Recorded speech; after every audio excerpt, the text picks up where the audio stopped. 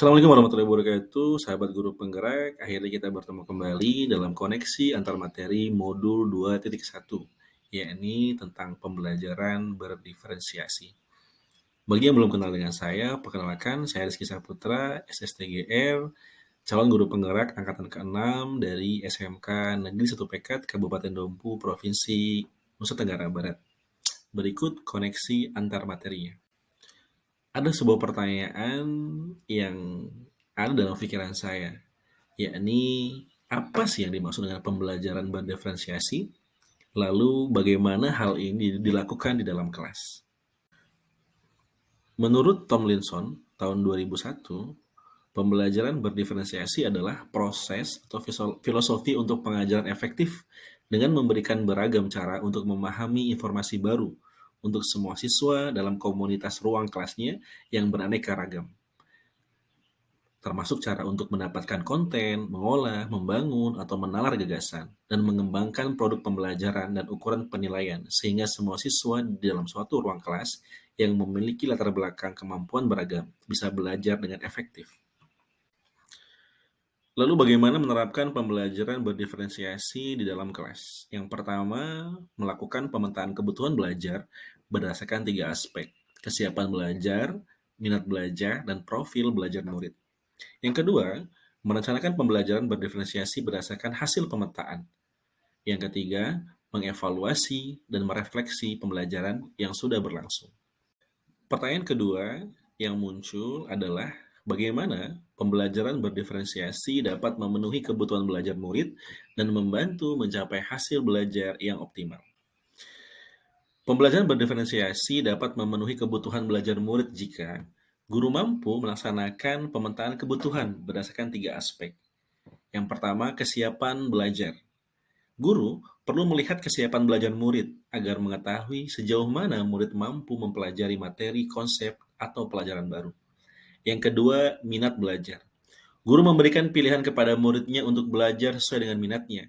Belajar sesuai minat dapat meningkatkan motivasi murid untuk belajar lebih giat lagi. Yang ketiga, profil belajar. Guru memberikan kesempatan kepada murid untuk belajar secara alami dan efisien, bergantung dari gaya belajarnya, kecerdasan majemuk, pengaruh budaya, dan lainnya. Lalu, pembelajaran berdiferensiasi dapat membantu mencapai hasil belajar yang optimal. Kita ketahui bahwa strategi pembelajaran berdiferensiasi yaitu ada 3. Yang pertama, diferensiasi konten, yaitu apa yang kita ajarkan kepada murid. Konten juga dapat dibedakan sebagai tanggapan terhadap kesiapan, minat, dan profil belajar murid maupun kombinasi dari ketiganya. Yang kedua adalah diferensiasi proses, yang mengacu pada bagaimana murid akan memahami atau memaknai apa yang dipelajari oleh mereka. Dan yang ketiga adalah diferensiasi produk, yakni hasil pekerjaan atau unjuk kerja yang harus ditunjukkan murid kepada kita.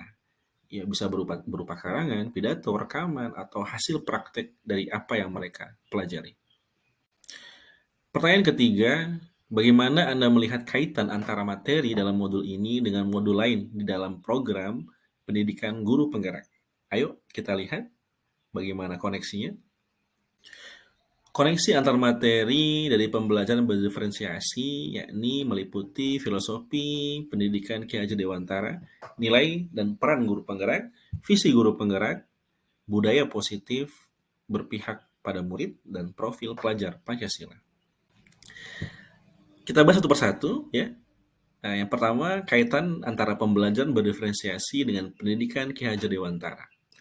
Ya, filosofi pendidikan menurut Ki Hajar Dewantara adalah bagaimana pendidik mampu berpihak kepada murid. Pendidik juga harus mampu menghamba kepada anak.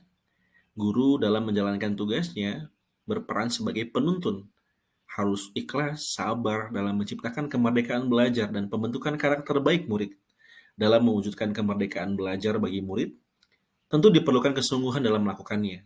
Setiap murid memiliki karakter dan keunikan yang berbeda-beda. Dengan keunikan masing-masing tersebut, seorang guru juga harus memperhatikan kebutuhan belajar muridnya. Proses pembelajaran yang mencerminkan pemikiran-pemikiran di atas adalah terciptanya situasi dan kondisi pembelajaran yang menyenangkan, merdeka, dan bermakna. yang didapat dari implementasi hubungan positif yang terjalin antara guru dan murid. Peserta didik merasa bebas, merdeka dalam belajar, dan tidak terbebani dengan tuntutan-tuntutan pengajaran karena mereka melakukannya berdasarkan minat dan potensi yang mereka miliki. Yang kedua, kaitannya antara pembelajaran berdiferensiasi dengan nilai dan peran guru penggerak.